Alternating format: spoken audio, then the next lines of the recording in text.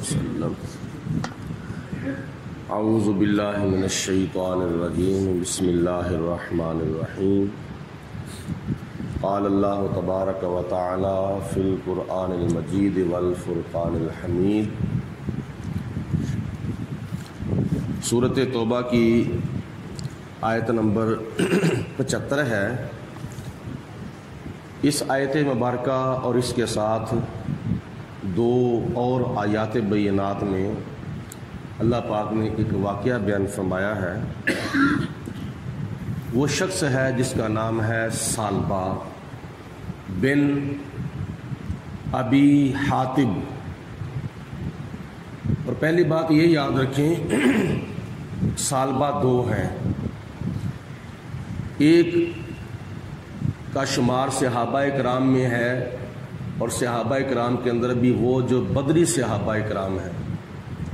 بدری صحابہ کرام وہ ہیں جنہوں نے میدان بدر میں، غزوہ بدر میں شرکت کی، جن کے بارے میں نبی پاک علیہ الصلوۃ والسلام نے حدیث پاک میں ارشاد فرمایا ہے کہ مجھے خدا کی ذات بابرکات نے فرمایا کہ اے میرے محبوب، اپنے بدری صحابہ سے فرما دو کہ جو غزوہ بدر میں شریک ہوئے ہیں وہ اب جو مرضی عمل کر لیں، انہوں نے قیامت کے دن جنت میں جانا ہی جانا ہے، وہ قطعی طور پر جنتی ہیں۔ اور ان 313 کی تعداد میں ایک بدری صحابی ہے جن کا نام ہے حضرت ثعلبہ بن حاتب، اور ایک منافق کا نام تھا ثعلبہ بن ابی حاتب۔ دونوں میں یہ فرق ہے۔ ثعلبہ بن حاتب یہ بدری صحابی ہیں، اور ثعلبہ بن ابی حاتب یہ نبی پاک علیہ الصلوۃ والسلام کے ساتھ وعدہ خلافی کرنے کی وجہ سے اللہ پاک کی ذات بابرکات نے اس کے دل کے اندر منافقت ڈال دی تھی۔ اب اس کا واقعہ یہ ہے، یہ ثعلبہ حضور علیہ الصلوۃ والسلام کی بارگاہ میں حاضر ہوا، کہتا ہے کہ اے اللہ کے پیارے رسول، میں غریب ہوں، میرے لیے دعا کریں، اللہ پاک مجھے دنیا کا مال عطا فرمائے، اور میں آپ سے وعدہ کرتا ہوں کہ میں حقداروں کا حق ضرور بر ضرور ادا کروں گا، زکوٰۃ بھی دوں گا، خیرات بھی کروں گا، صدقات بھی دوں گا، جو میرے ذمے آپ کام لگائیں گے میں وہ کروں گا، یعنی مالی طور پر میں کافی کام کرنے کا وعدہ کرتا ہوں۔ حضور علیہ الصلوۃ والسلام نے ارشاد فرمایا کہ اے ثعلبہ، تیرے لیے وہ تھوڑا مال بہتر ہے جس کے اوپر تو اللہ کا شکر ادا کرے، اس مال سے، اس زیادہ مال سے جس کے اوپر تو اللہ کا شکر ادا نہ کرے، اس مال سے تھوڑا مال بہتر ہے جس پر تجھے اللہ کا شکر ادا کرنا نصیب ہو۔ چلا گیا۔ پھر چند دنوں کے بعد وہ آ کے کہتا ہے کہ اے اللہ کے پیارے رسول، میرے لیے دعا کریں، اللہ پاک مجھے دنیا کا مال عطا فرمائے، میں غریبوں، مسکینوں، یتیموں کے سارے حقوق پورے کروں گا۔ تو نبی پاک علیہ الصلوۃ والسلام نے پھر اس کو وہی بات ارشاد فرمائی کہ میں اگر چاہوں تو دعا میں کروں تو یہ پہاڑ جو ہیں یہ سونا اور چاندی اگل سکتے ہیں، لیکن تیرے لیے بہتر یہ ہے کہ تھوڑا مال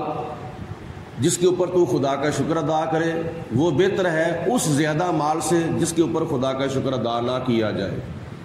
حتیٰ کہ وہ تیسرے مرتبہ آ گیا تو نبی کریم علیہ الصلوۃ والسلام نے دعا فرمائی، اللہ پاک کی ذات بابرکات نے اس کو غنی فرما دیا، اس کو چند بکریاں مل گئیں، اور بکریوں کے اندر اتنی برکت ہوئی کہ چند سالوں کے اندر اس کے پاس اتنی بکریاں ہو گئیں کہ مدینہ شریف کے اندر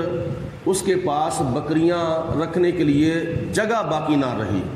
جگہ تھوڑی ہو گئی، جگہ کی قلت پڑ گئی۔ وہ پہلے 5 وقت کی نماز پڑھتا تھا حضور علیہ الصلوۃ والسلام کے پیچھے، بکریاں زیادہ ہونے کی وجہ سے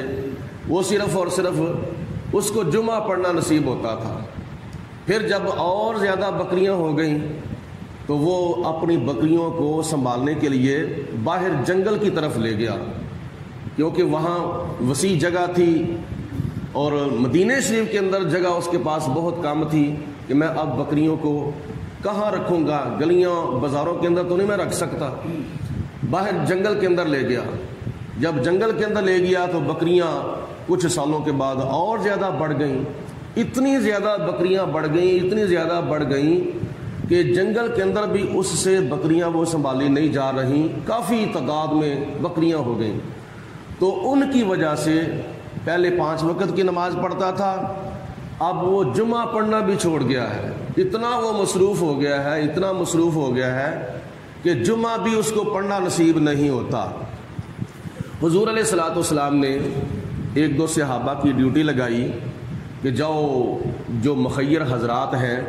جو صاحب نصاب لوگ ہیں، ان سے زکوٰۃ وصول کر کے لاؤ۔ جب یہ ایک انصار صحابہ میں سے اور ایک بنو سلیم میں سے ایک صحابی کی ڈیوٹی لگائی، جب یہ دونوں صحابی زکوٰۃ وصول کرتے جب جنگل کے اندر سالبہ بن ابی حاتب کے پاس گئے، جا کر کہتے ہیں کہ ہمیں نبی پاک علیہ السلام نے بھیجا ہے، آپ سے زکوٰۃ لینے کے لیے آئے ہیں، جتنی تمہاری بکریوں کی زکوٰۃ بنتی ہے اتنی ہمیں زکوٰۃ دیں۔ تو اس نے جب زکوٰۃ کا لفظ سنا تو اس نے کہا کہ جاؤ پہلے اوروں سے زکوٰۃ لے آؤ، پھر میرے پاس آ جانا، تو میں پھر دیکھوں گا، کچھ سوچوں سمجھوں گا۔ جب وہ صحابی دونوں چلے گئے، مختلف اور لوگوں سے زکوٰۃ وصول کر کے لائے، جب یہ دوبارہ سالبہ بن ابی حاتب کے پاس آئے تو آ کر کہتی ہیں کہ ہم تیرے کہنے پر دوبارہ آگے ہیں، تو حضور علیہ الصلوۃ والسلام نے ہمیں زکوٰۃ وصول کرنے کے لیے بھیجا ہے، تیری جتنی بکریاں ہیں ان میں سے جتنی زکوٰۃ بنتی ہے تو وہ زکوٰۃ ہمیں دیں،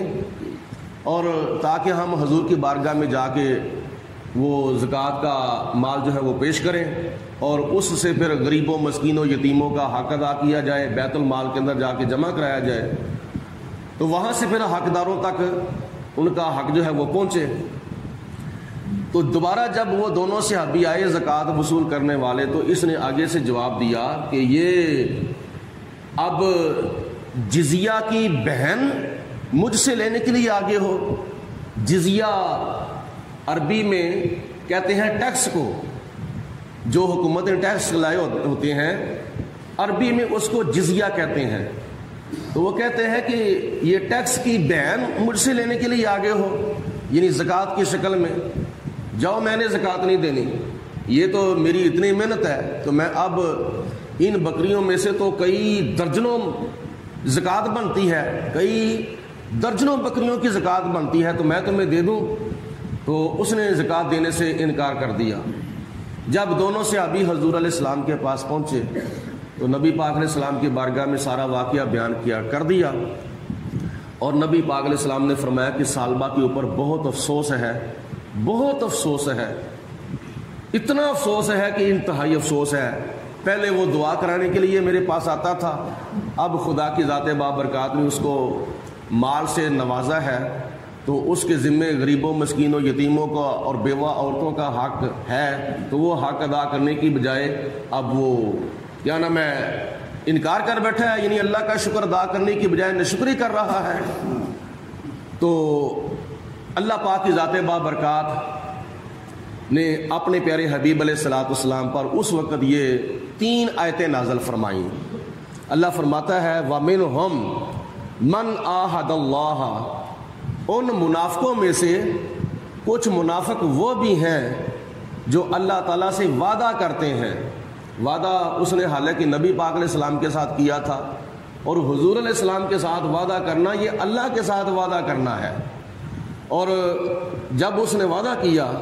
تو اللہ پاک کی ذات بابرکات نے ارشاد فرمایا لَإِنْ آتَانَا مِنْ فَضْلِهِ، وہ سالبہ بن ابی حاتب کہتا ہے کہ میں اللہ تعالیٰ سے وعدہ کرتا ہوں، یعنی بظاہر نبی پاک علیہ الصلوۃ والسلام سے وعدہ کرتا ہوں کہ اگر اللہ تعالیٰ ہمیں اپنے فضل سے عطا فرمائے، لَإِنْ آتَانَا مِنْ فَضْلِهِ، اگر دنیا کا مال اللہ تعالیٰ ہمیں اپنے فضل سے عطا فرمائے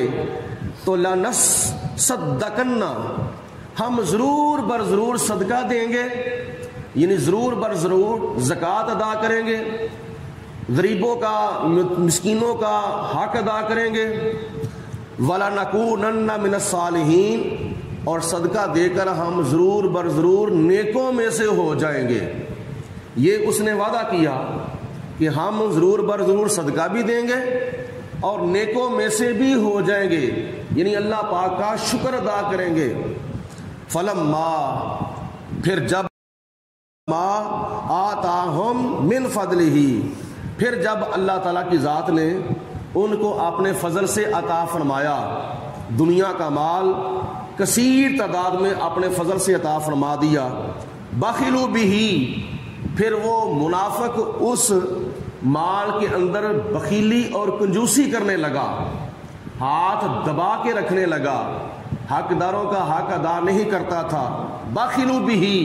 پھر اس نے اپنے مال کے اندر بخیلی کی اور کنجوسی کی۔ وَتَوَلَّوْا وَهُمْ مُعْرِضُونَ، اور اس نے پیٹھ بھی پھیر لی اور اس نے منہ بھی پھیر لیا، یعنی نبی پاک علیہ الصلوۃ والسلام کے پیغام کو اس نے نظر انداز کر دیا۔ تو خدا کی ذات بابرکات نے جب یہ آیتیں نازل فرمائیں تو کسی نے جا کے بتا دیا، اے ثعلبہ بن ابی حاتب، تیری مذمت میں اللہ پاک کی ذات بابرکات نے آیتیں نازل فرمائی ہیں۔ تو جب اس کو احساس ہوا، پھر وہ جتنا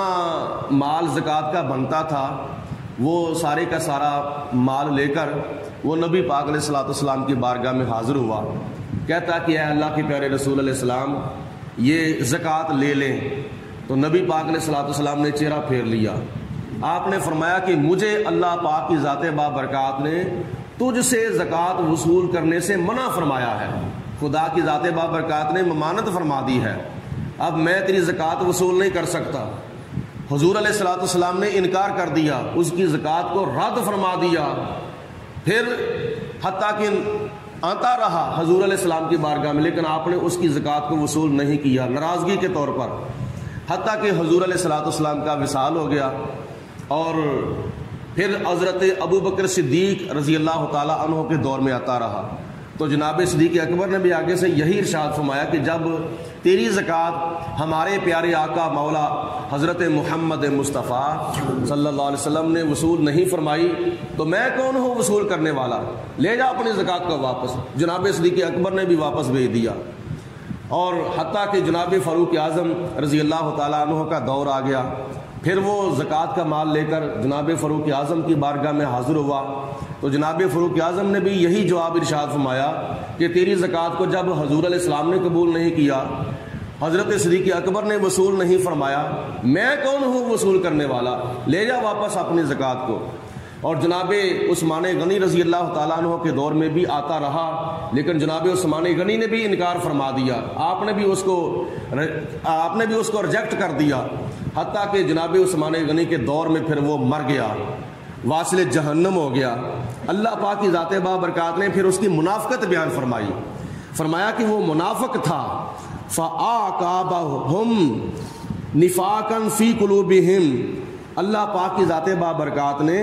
ان کے دلوں کے اندر منافقت ڈال دی، اِلَىٰ یَوْمِ یَلْقَوْنَهُ، اس دن تک جس دن وہ اللہ تعالیٰ سے ملاقات کریں، یعنی قیامت تک ایسے لوگوں کے دلوں کے اندر اللہ پاک کی ذات بابرکات نے منافقت ڈال دی ہے۔ بما اخلف اللہ ما وعدوہ، اس وعدہ خلافی کرنے کی وجہ سے، جو وعدہ اس نے نبی پاک علیہ السلام کے ساتھ کر کے وعدہ خلافی کی تھی، وعدہ توڑا تھا، اس وعدہ توڑنے کی وجہ سے اللہ پاک کی ذات بابرکات نے ایسے لوگوں کے دلوں کے اندر قیامت تک منافقت جو ہے وہ ڈال دی ہے۔ اور دوسرے نمبر پر وَبِمَا كَانُوا يَكْذِبُونَ، اور وہ جھوٹ بھی بولتے تھے، جھوٹ بولنے کی وجہ سے اللہ پاک کی ذات بابرکات نے ان کے دلوں کے اندر منافقت جو تھی وہ پیدا کر دی تھی۔ یہ ان کی دنیا کے اندر سزا تھی کہ ان کا خاتمہ ایمان پر نہیں ہوا تھا، وہ منافقت کی حالت میں مرا تھا۔ تو اس واقعہ سے ہمیں سبق یہ ملتا ہے، ایک تو وعدہ کر کے وعدہ خلافی نہیں کرنی چاہیے۔